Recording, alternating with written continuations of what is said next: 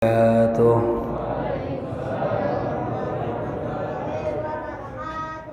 Alhamdulillahi wa kafa, wassalatu wassalam ala nabiyil mustafa sayyidina Muhammadin sallallahu alaihi wasallam wa ala alihi alladhi ahlus sidqi wal wafa, amma ba'du. Faqad qala Allah subhanahu wa ta'ala fi muhkami tanzilih wa huwa asdaqul qailin. A'udzu billahi minasy syaithanir rajim.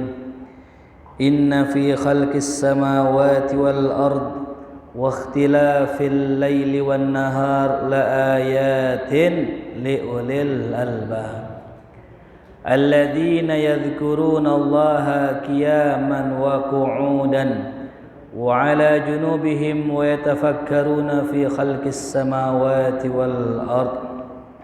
Rabbana ma khalaqta hadza batila subhanaka faqina 'adzabannar. Shadaqallahul 'azim. Alhamdulillah, puji syukur kehadirat Allah Subhanahu wa taala di malam hari yang sangat berbahagia ini. Di malam yang cerah ini kita bisa sama-sama duduk di dalam majelis yang mulia, di tempat yang mulia, di malam yang mulia. Mudah-mudahan kita menjadi orang yang mulia dan dikumpulkan di yaumul qiyamah bersama orang-orang yang mulia. Amin ya rabbal alamin. Yang sama-sama kita hormati, kita muliakan Al-Mukarram Al-Muhtaram Ustadzuna Al-Mahbub Ustadz Hashim Haq, matta'anallah bituli hayatih wa nafa'anallah bi'ulumihi. Padahal saya datang ke sini juga niat pengen mendengarkan ceramah beliau ya, karena kalau orang suka ceramah, suka ngomong, biasanya banyak salahnya. Nah sekarang saya pengen juga dengar nasihat dari beliau, tapi beliau Masya Allah cukup nasihatnya dengan hati ke hati aja katanya gitu ya. Jadi kehadiran beliau di sini sudah menjadi ilmu buat kita, menjadi pelajaran buat kita. Itu beliau belum ngomong aja udah ada pelajaran nih buat kita. Ya. Cuman hanya orang-orang yang ngerti aja yang tahu apa pelajaran yang bisa diambil dari beliau. Intinya adalah kita doakan beliau semoga panjang umur, fi sihhatin wa lutfin wa afiyah, amin ya rabbal alamin. Juga Al-Mukarram Al-Muhtaram Bapak Ustadz Haji Asmawi, Bapak Soleh, juga segenap pengurus daripada remaja Al-Mu'awanah ya, vokalis dan tim hadrah ya, yang insya Allah mudah-mudahan tangannya terus kapalan ya. Kalau tangannya nggak kapalan main hadrah sakit katanya ya. Seluruh jamaah, para orang tua yang saya hormati, para adik-adik putri dan putra yang saya cintai, alhamdulillah. Ini bukan kali pertama saya kesini, udah sering ya Pak Soleh, tiap Jumat cuman. Tapi alhamdulillah berkat izin dari Allah saya bisa mampir ke sini untuk bersilaturahim. Mudah-mudahan insya Allah bisa silaturahimnya tiap bulan insya Allah. Karena anak-anak yang ngaji di sini udah sering ke rumah saya. Setiap malam Rebo ngaji mahya, ya Jal ya. Alhamdulillah, walaupun hujan, geledek, angin, petir, yang namanya ngaji insya Allah Allahumma paksain ya. Allahumma paksain ya.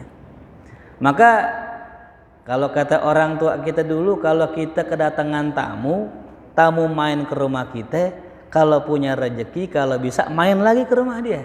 Itu ajaran orang tua kita dulu ya. Jadi kalau misal teman-teman remaja Al-Mu'awanah main ke rumah saya, ya saya juga haruskan diri saya main ke Al-Mu'awanah, walaupun sering juga khotib Jumat di sini. Cuman katanya nggak aci katanya. Kalau datangnya pas khotib, bentar doang ya. Saya pengen sih khotbah sejam, cuman jamaah pulang ntar. Nah, maka alhamdulillah. Inilah yang dikatakan dengan ittisal, dengan hubungan. Karena kalau orang kagak punya hubungan dengan guru, maka ilmu yang didapat itu nggak banyak dan juga kurang barokah. Ya. Saya ambil contoh aja. Kita pengen nih, ya, kirim foto lewat WhatsApp. Ya. Tapi nggak ada sinyalnya, bisa nggak nyambung? Nggak bisa. Kita harus punya sinyal, kita harus punya paket biar yang dikirim dari HP sebelah sampai ke HP kita. Ketika punya sinyal, cuman nggak dikirim, sampai nggak? Enggak. Dikirim, kagak ada paket, sampai nggak? Enggak. Jadi syarat seorang ngirim foto atau ngirim sesuatu lewat handphone, yang pertama dua-duanya punya HP. Ya, yang repot atau nggak punya HP, atau pakai ulekan, nyampe nggak? Jadi syaratnya dua-duanya punya HP. Yang kedua punya paket dua-duanya. Ya. Yang ketiga dikirim. Kalau nggak dikirim nggak bakal sampai. Ini punya paket, ini punya paket, ini HP-nya bagus, ini HP-nya bagus. Nggak dikirim kagak bakal Nah begitu juga orang kalau pengen nyari ilmu. Itu cuman analogi aja. Ada murid semangat, gurunya kagak semangat. Ngajar terkagak gitu. Jadi gak? Nggak jadi. Ada guru semangat, datang belum murid udah datang, dia datang duluan. Ada gak begitu? Biasa latihan hadroh nih ya, Bang Ian ya. Guru udah datang, murid belum ini. Guru semangat, murid kurang semangat, kagak jadi. Ya. Harus dari dua belah pihak, si murid semangat, si guru semangat, jadi. Tuh, ya. Maka dikatakan dalam sebuah makalah ulama, sab'una fi mi'atin, 70% annal ilma yunalu bisababi quwwatir rabitah bainal murid wa syaikh. 70% fakta membuktikan bahwasanya ilmu itu hanya bisa didapat jikalau ada hubungan yang kuat antara guru dengan murid. Jadi kalau nggak ada hubungan yang kuat guru sama murid kagak bakal nyampe. Ya, makanya kita jangan sekedar ngaji, duduk salaman pulang, jangan. Ada yang datang udah menjelang asrokol baru duduk makan pulang. Kita harus punya hubungan dengan guru kita. Kita harus punya hubungan dengan ustadz kita. Sebagaimana Al Imam Asy-Syafi'i radhiyallahu an. Kenal Imam Syafi'i? Kenal nggak Imam Syafi'i? Siapa Imam Syafi'i? Sotoy. Kayak kenal aja, ana juga nggak kenal. Ana cuma tahu, kenal mah belum. Ya. Imam Syafi'i pengen belajar ilmu. Beliau hijrah dari Mekah ke Madinah, dekat jauh. Ada yang pernah pergi umroh? Tahu jarak Mekah Madinah? Berapa jam? Sekarang Mekah Madinah 8 jam. Naik bis jalannya kosong, kenceng. 8 jam. Coba bisa bayangin tuh. Ya. Kayak di sini ke markas ada 8 jam. Nggak ada ya? Ke Sandung nyampe. Naik Kopaja dari sini ke markas baru ngeriap udah sampai Bang, turun Bang, udah nyampe. Baru ngeriap, saking cepetnya, saking deketnya. Imam Syafi'i enggak, jauh jalan. Ngapain jalan jauh? Beliau pengen mendengar dan belajar langsung dengan ulama yang bernama Imam Malik bin Anas radhiyallahu anhu. Jadi kalau kita sekarang zaman teknologi canggih, ya, ini kan ada handphone nih. Sekarang ada handphone. Kalau kita ngaji bisa gak streaming? Bisa gak nonton lewat YouTube? Bisa aja. Ya. Cuman kalau mau berkah ilmu, kalau mau dapat sirnya guru. Ini beda ya, bukan ilmu, sirnya guru. Sehingga kita bisa mendapatkan ilmu guru zahiran wa batinan, maka wajib kita duduk langsung dengan tuh guru. Nggak bisa sekedar nonton di YouTube. Saya dulu nonton Habib Umar bin Muhammad bin Salim bin Hafidh, Habib Ali Jufri, Syekh Usama Azhari, dan ulama-ulama lainnya. Saya berazam, ya Allah, kalau saya punya rezeki, saya pengen berangkat ke kota Tarim. Saya pengen berangkat ke kota Mesir. Kenapa? Untuk menyambung ilmu yang sudah saya tonton di YouTube. Makanya nggak sah orang kalau nonton YouTube kalau belum ketemu orangnya. Selagi ada orangnya, selagi jelas ustadznya, datengin. Apalagi deket ya. Banyak kayak yang nonton streaming sekarang. Banyak ya, kadang-kadang wah streaming MR nonton doang, nggak pernah hadir ke MR. Ngaji ilmu awanah streaming doang, nggak pernah hadir ke sini, maka nggak ada berkah ilmunya. Ilmunya ada, cuman kurang berkah. Tuh, makanya kita kudu kuat nih, punya hubungan dengan guru kita. Ya. Kalau misal kita punya guru, harus kita tahu bagaimana kebiasaan guru kita. Karena ilmu nggak cukup sekedar tahu ilmu doang. Contoh, dulu ada seorang ulama namanya Abdullah bin Abbas radhiyallahu anhu. Ini sepupunya Rasulullah sallallahu alaihi wasallam. Suatu hari datang seorang laki-laki kepada beliau. Beliau datang bawa pedang. Datang bawa pedang. Mau ngapain bawa pedang? Kayaknya sih mau bunuh orang. Datang nanya ke Imam Ibnu Abbas, "Ya Ibnu Abbas, saya mau nanya, kalau bunuh orang, taubatnya Allah terima apa kagak?" Saya mau tanya nih, diterima enggak taubatnya? Kalau ngebunuh orang, Bang Udin, diterima enggak taubatnya? Orang ngebunuh, terus ditaubat, taubatnya Allah terima apa enggak? Hah? Jafar? Diterima ya? Kata Allah dalam Al-Quran, Innallaha la yaghfiru ayyushraka bihi wa yaghfiru ma duna dzalika liman yasha. Allah enggak mengampuni dosa syirik, tapi Allah mengampuni semua dosa, apapun itu. Nah cuman Ibnu Abbas ketika ditanya nih, amene orang diampunin enggak ya Imam? Kata Ibnu Abbas, la, dosa orang membunuh tidak akan diampuni Allah. Lantas muridnya bingung, kok orang tobat enggak diampuni namanya Allah. Datang lagi orang yang kedua, nanya dalam keadaan muka yang pucat, lemes. Ya Imam, aneh mau nanya, kalau orang ngebunuh, dosanya Allah ampunin enggak? Kata Ibnu Abbas kepada orang yang kedua, iya, dosanya Allah ampuni. Muridnya bingung ini. Tadi katanya enggak diampunin, sekarang katanya diampunin. Ya Syekh, aneh mau nanya sama antum, kenapa tadi antum bilang kalau orang membunuh enggak diampunin, terus yang kedua antum bilang diampunin? Nah ini dia, ini ilmu ya. Ini ilmu. Kata Ibnu Abbas, ya fulan, wahai muridku, ketahuilah orang yang tadi pertama datang, dia datang pengen ngebunuh orang. Kalau saya bilang membunuh itu diampuni dosanya, ngebunuh gak? Ngebunuh. Maka saya bilang gak diampuni. Tuh. Ilmu bukan? Ilmu. Yang kedua, ketika dia datang, dia berwajah pucat sepertinya dia telah membunuh orang. Maka dia pengen taubat sepertinya. Maka saya katakan orang yang bertaubat apapun dosanya akan dimaafkan oleh Allah subhanahu wa ta'ala. Jadi inilah ulama. Dia nggak jawab dengan satu jawaban aja. Dia akan jawab dengan jawaban yang sesuai dengan keadaan orang yang bertanya. Itulah yang kita nggak bisa dapat kalau kita ngaji cuman lewat YouTube doang. Ya. Karena kita kalau ngaji ngeliatin ustadz, ngeliatin kiai, kadang-kadang kita bingung ya. Ada orang minum minuman khamr, ada orang main gaple, ada orang main judi deket rumah kiai, tapi kiainya nggak pernah negor. Pertanyaan saya, salah nggak kira-kira?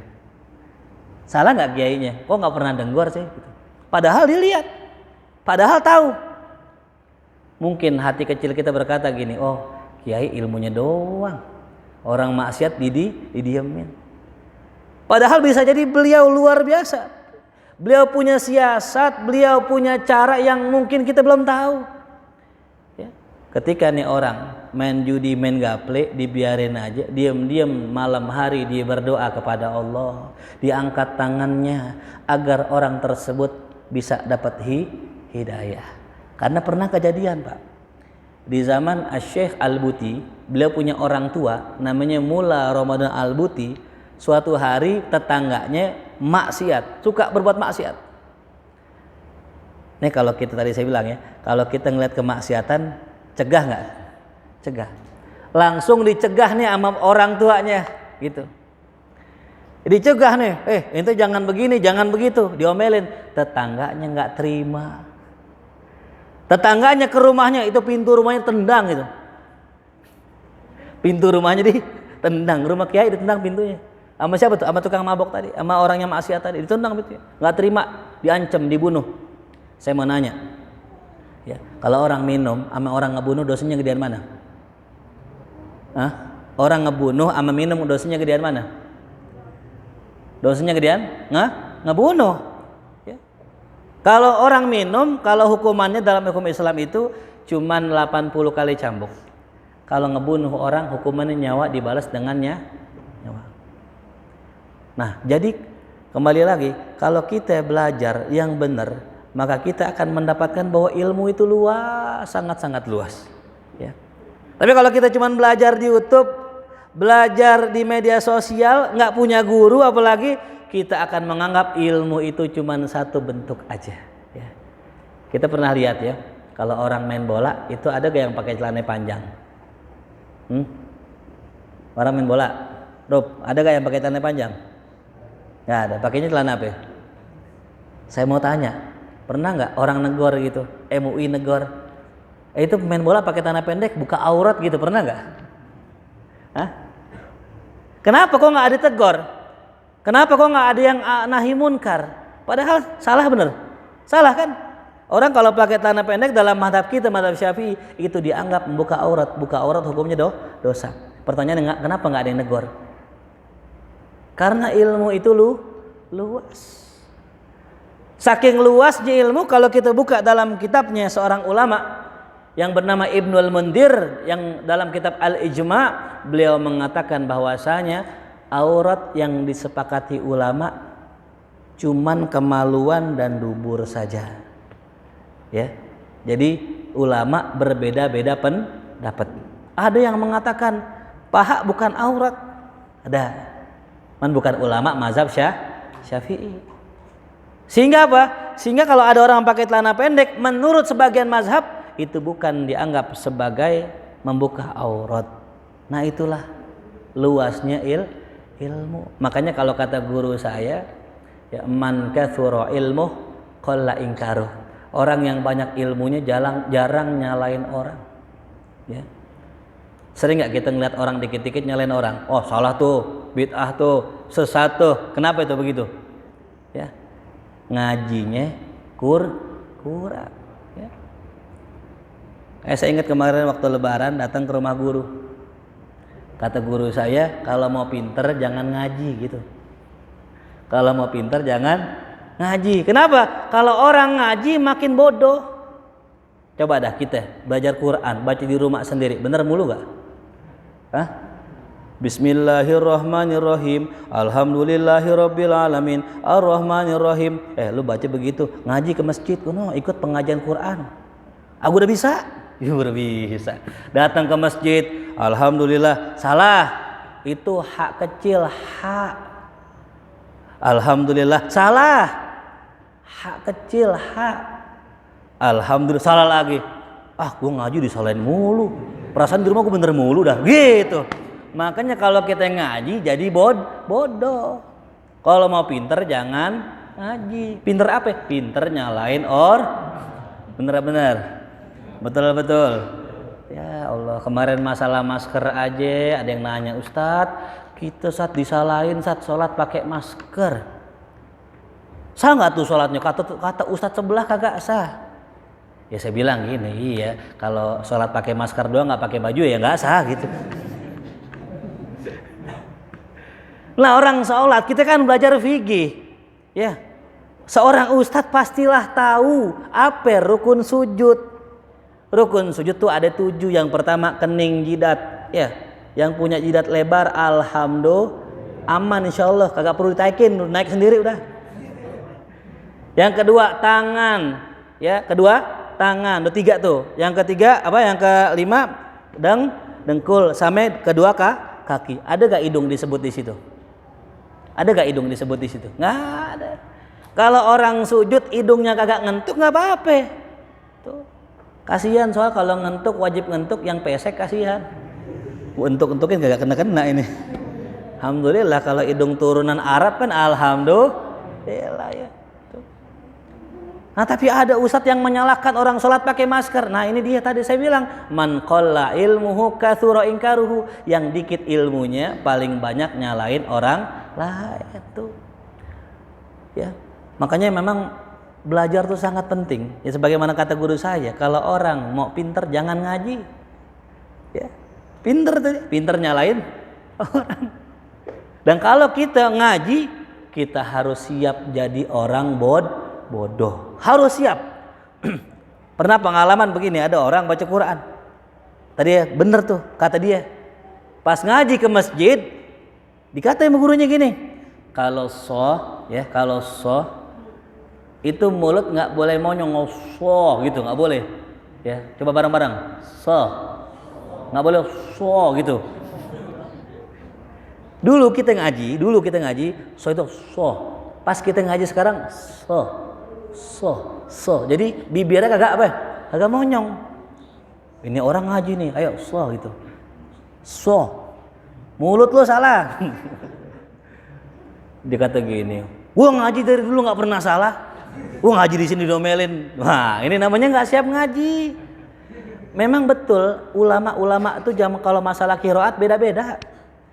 Ya, saya ngaji tuh tajwid huruf so ada yang manyun, ada yang kagak manyun. Bagaimana saat kalau begitu? Kalau lagi yang manyunin. Ayo baca. Siro itu. Kalau lagi yang nggak manyun jangan pakai manyun, begitu simpel banget gitu.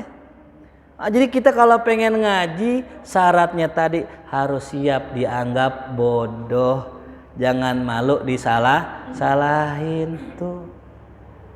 Jadi kalau ada orang sekarang ngaji pengennya dibetul-betulin, bukan mau ngaji, mau pamer dia.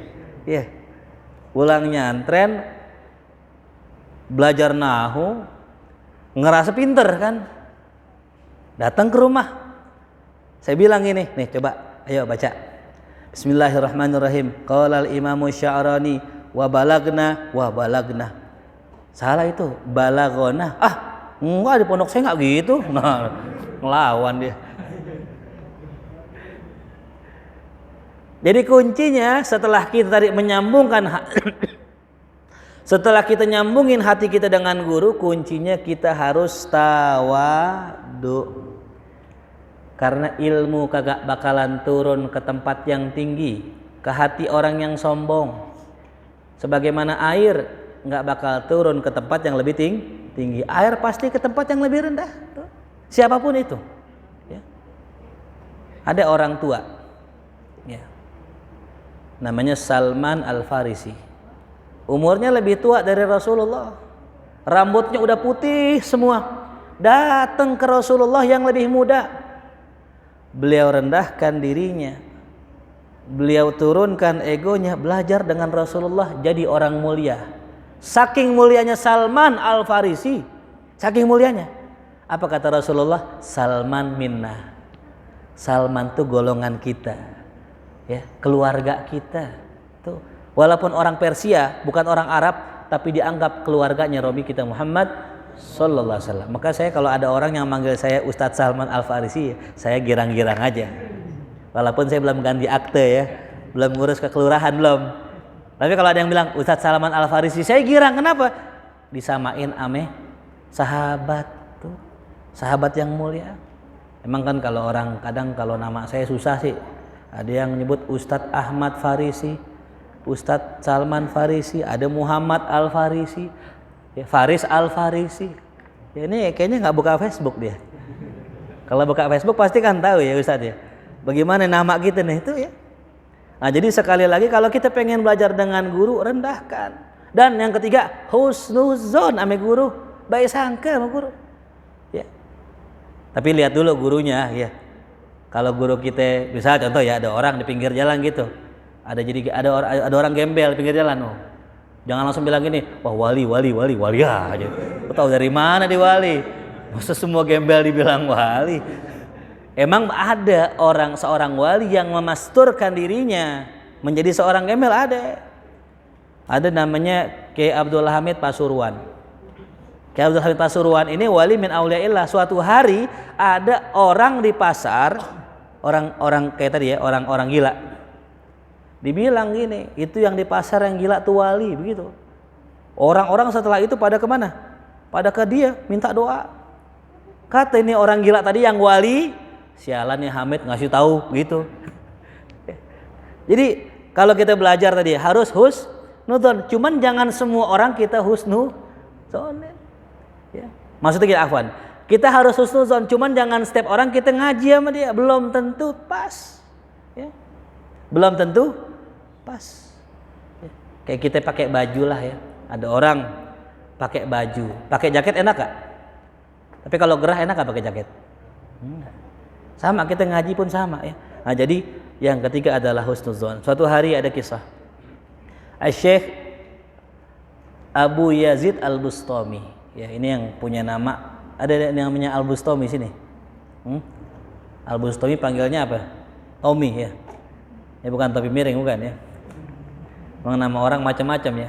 Nama anak sekarang keren-keren. Wah, namanya mantep-mantep. Padahal nama ulama nggak kalah keren, Al-Bustami. Panggilnya Tommy. Oh, Tommy ya. Kayak anak komplek ini kan. Abu Yazid Al-Bustami. Suatu hari beliau jalan sama muridnya lagi safar. Di tengah safar berdua muridnya tiba-tiba ketemu laut. Kata muridnya, "Guru, ini gimana guru? Kita nggak ada perahu. Kita nggak bisa nyebrang ini." "Udah tenang. Ente nyebrang barang aneh, sebut nama aneh." Masya Allah. Muridnya ya yakin namanya guru, gurunya orang soleh, wali min aulia. Nyebrang, nyebut nama gurunya, Abu Yazid, Abu Yazid, Abu Yazid. Nyebrang, jalan di atas air, subhanallah. Di tengah laut dia mikir, lah ngapa gue nyebut nama orang ya, bukan nyebut nama Allah. Ketika dia nyebut nama Allah, ya Allah, tenggelam dia. Baru nyebut nama Allah apa? Tenggelam. Ditarik sama gurunya, "Ente kenapa?" "Maaf guru, tadi saya ragu, saya nyebut nama Allah, dah nggak nyebut nama antum." "Lah, ente nyebut nama aneh, pegangan sorban aneh, udah ikutin jalan, ampe." Tuh, cuman jangan coba sebut nama aneh ya. Nyari banjir, mana banjir? Ustadz Paris, nyemplung ente, nyemplung. Kenapa? Saya juga nyemplung soalnya. Kalau Ustadz Hashim nggak deh ya, jalan di atas air, Masya Allah tuh, ya tuh, ya. Apalagi anak-anak mari di atas air berenang ngebak ya. Nah jadi tadi, kenapa kok nggak nyebut nama Allah? Saya mau umpama begini, kita mau ngasih proposal nih ke pemerintahan. Kita punya saudara kita Pak Anies, ya. Kita ngasih proposal nih ke pemerintahan, "Pak, ini proposal, saya adiknya Pak Anies gitu. Diterima nggak proposal kita?" Ya. Padahal namanya siapa? Pak Anies. Karena kenal. Coba pakai nama Jokowi dah, presiden. Diterima nggak? Enggak, kenapa? Enggak kenal. Ini murid, ente baru kenal aneh sebagai guru, belum kenal Allah. Sang guru kenal Allah, bisa ngajak murid, begitu. Ya. Makanya tahap orang untuk kenal Allah adalah kenal guru dulu. Ya. Kapan ulang tahunnya tuh? Apa makanan kesukaannya? Apa yang dibenci ame guru, apa perintahnya, apa larangannya, itu dulu pelajarin. Ya, udah tahu belum? Nah, kapan tanggal lahir saya? Ya salah. Lana kasih tahu nanti ya. Lah iyalah. Lah kita sebelum ma'rifatullah, ma'rifatu ustad. Jangan salah, ini yang banyak orang lupa.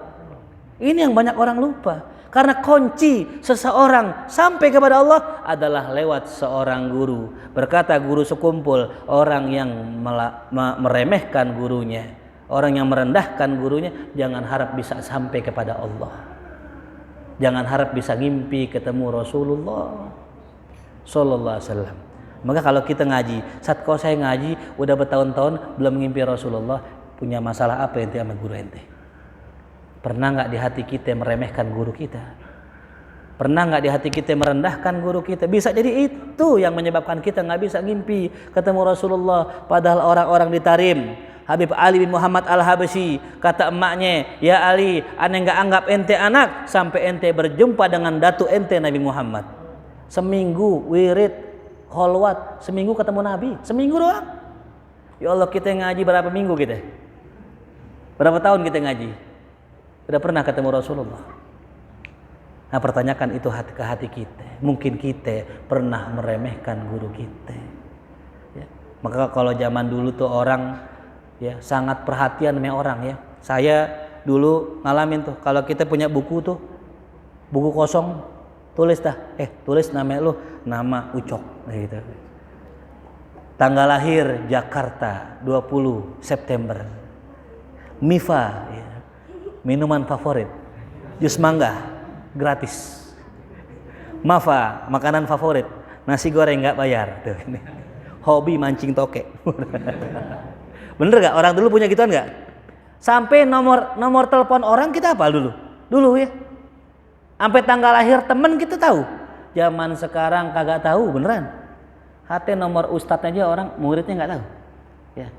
Ada yang hafal nomor saya? Saya bagi 50.000. Ya, kayaknya nggak ada yang hafal ya. Karena duitnya nggak ada. Saya beli nomor bagus. 0877555379. Kenapa saya beli yang bagus? Biar murid saya pada hafal. Ternyata pada nggak hafal. Kenapa tadi saya bilang? Bagaimana kita mau sampai ke Allah? Bagaimana mau sampai ke Rasulullah? Guru aja kita nggak kenal. Ya. Maaf nih ya. Jadi kita harus benar-benar ta'ziman wa takriman, zahiran wa batinan, taat sama guru kita itu ya.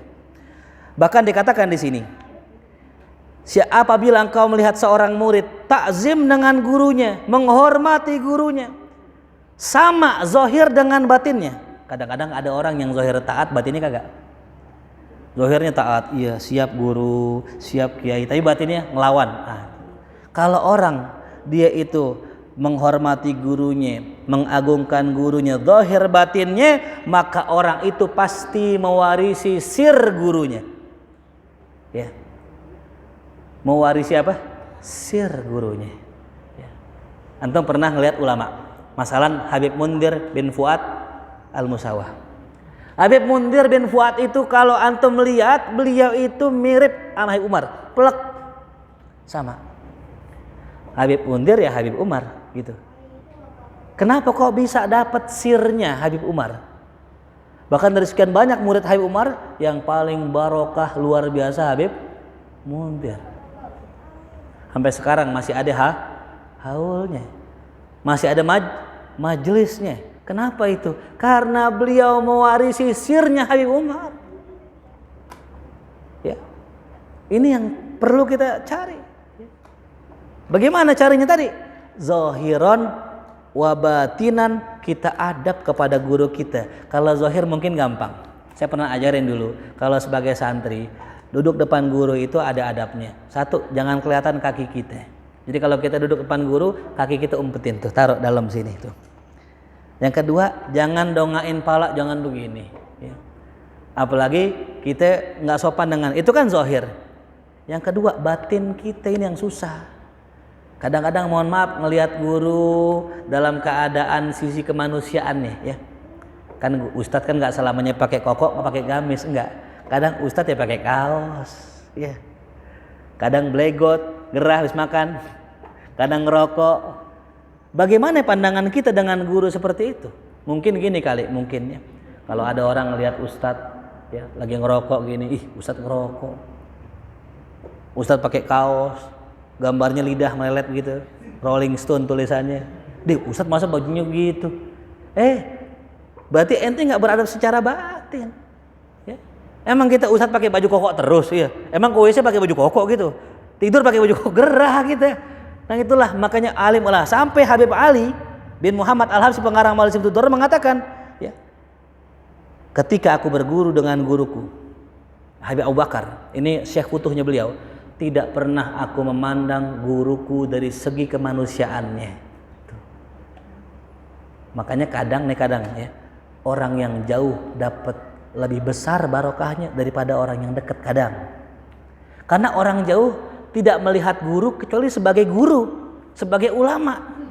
Tapi orang dekat kadang-kadang melihat guru sebagai manusia biasa, sehingga merendahkan, sehingga membiasakan, biasa aja gitu. Tapi ada orang jauh ketika ngelihat kiai, ngelihat ulama, takzim, cinta. Kenapa? Yang dilihat adalah sisi keulamaannya. Tapi kadang orang yang dekat, yang tiap hari ame guru, kadang-kadang ngelihat sisi kemanusiaan guru, sehingga berkurang keberkahannya.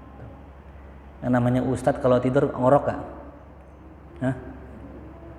Kali gitu kayak Nabi ya, Nabi cerita Nabi tidur itu nggak ngorok. Yang kedua keringatnya wangi. Sampai suatu siang Nabi lagi tiduran, Anas bin Malik datang bawa botol, ditadangin keringatnya Rasulullah. Ditanya sama Rasulullah, Anas kenapa? Buat siapa ini? Ini maaf ya Rasulullah, saya disuruh mak saya. Disuruh apaan? Disuruh ngumpulin keringat antum buat minyak wanginya ibu saya. Allah. Antum bisa bayangin ya, kalau aneh begitu gimana kira-kira? Aneh lagi tiduran nih, Ujang masuk ke kamar aneh gitu. Keringat aneh dia kumpulin. Buat apaan Jang? Boleh gak keringat aneh? Enggak. Kalau Rasul, wah luar biasa. Nah kalau kita ini sebagai manusia, sebagai guru tidurnya ngorok, keringetnya nggak wangi, ya, kotorannya bau. Jangan dilihat itunya. Kalau kita memandang sisi manusia seorang guru, berkuranglah keberkahan ilmu kita. Nah itu ya. Jadi kita harus husnudzon ame guru kita itu ya. Cuman jangan salah husnudzon. Terakhir ada kisah, ada seorang ulama pakai imamah, pakai jubah. Kita kalau ngeliat begitu di mari nih Pak Soleh, misalnya lihatnya ada orang pakai imamah, pakai jubah, lagi khotib Jumat, kira-kira jadi khotib gak nih? Oh ulama nih, oh kiai nih, belum tentu Pak Soleh. Di kita ada orang tiap subuh pakai imamah, pakai jubah, sholat duduk. Kan aneh, masa sholat subuh duduk sih? Ini kejadian Pak Soleh.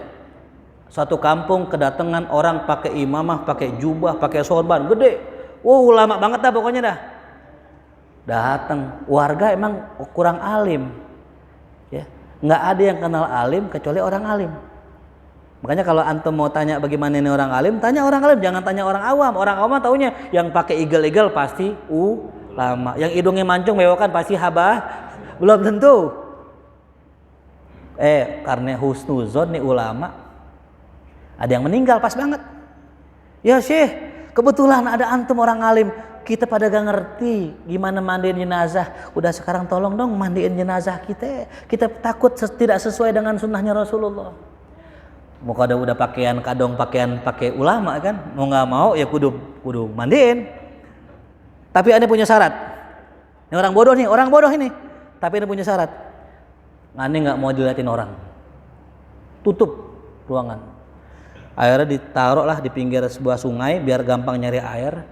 Ditutupin, ditirain, dia mandiin. Nah, dia bingung nih, emang orang pakaian doang, ulama ilmunya kagak. Gua mau mandiin gimana ya? Diputer sono, dimandiin, diputer sini, dibalik sono, balik sini. Pas dibalik jatuh. Pas banget jatuh di pinggir kalinya terus nganyut tuh jenazah. Emang bingung ini, emang kadang-kadang gitu, ya. Ilmu kepepet namanya. Ditungguin kagak keluar nih.